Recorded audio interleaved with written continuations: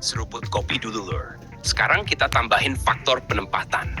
Karena justru di sini kelihatan paling jelas beda watak angka S Indonesia dan angka S Malaysia. Penempatan angka S Malaysia di Labuan itu sangat defensif dan logis secara geografis. Labuan berada di posisi strategis, menghadap langsung Laut Cina Selatan, dekat jalur pelayaran internasional, dan dekat area sensitif yang rawan intrusi. Dengan menempatkan angka S di sana, Malaysia membangun payung pengawasan udara yang terus-menerus.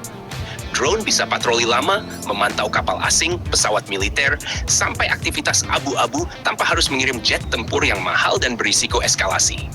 Artinya, angka S Malaysia ditempatkan sebagai penjaga gerbang. Ia bekerja seperti kamera CCTV raksasa di langit. Fokusnya bukan menyerang, tapi memastikan tidak ada kejutan strategis. Semua pergerakan terekam, dianalisis, lalu dilaporkan ke komando.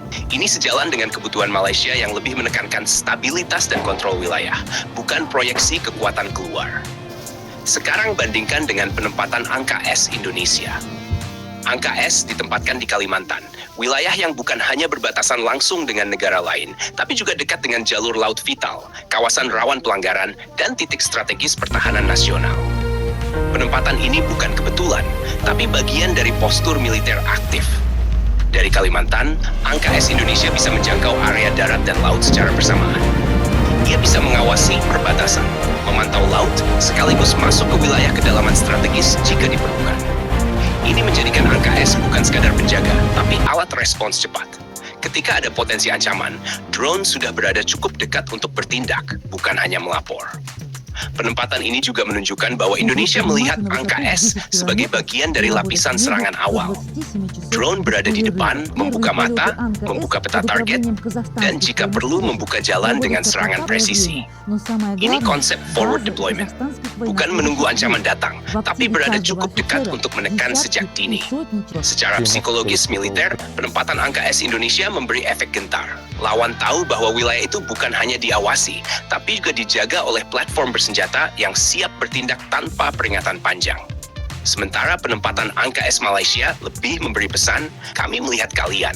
Penempatan Indonesia memberi pesan, kami melihat dan bisa langsung bertindak. Kalau digabungkan dengan perbedaan persenjataan, makin jelas kontrasnya.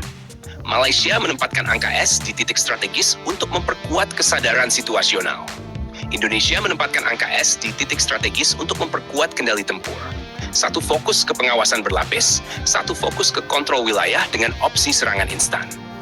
Jadi bukan cuma soal angka S mana yang lebih bersenjata, tapi di mana dan untuk apa drone itu ditempatkan. Labuan menjadikan angka S Malaysia sebagai penjaga Laut Cina Selatan. Kalimantan menjadikan angka S Indonesia sebagai alat pengunci wilayah sekaligus pemukul senyap. Kesimpulannya, dari sisi penempatan, Indonesia kembali unggul dalam konteks ofensif dan deterrence aktif. Sementara Malaysia unggul dalam stabilitas dan pengawasan jangka panjang. Dua pendekatan berbeda, dua kebutuhan berbeda. Tapi jelas, Inve memainkan angka S sebagai bagian dari KN.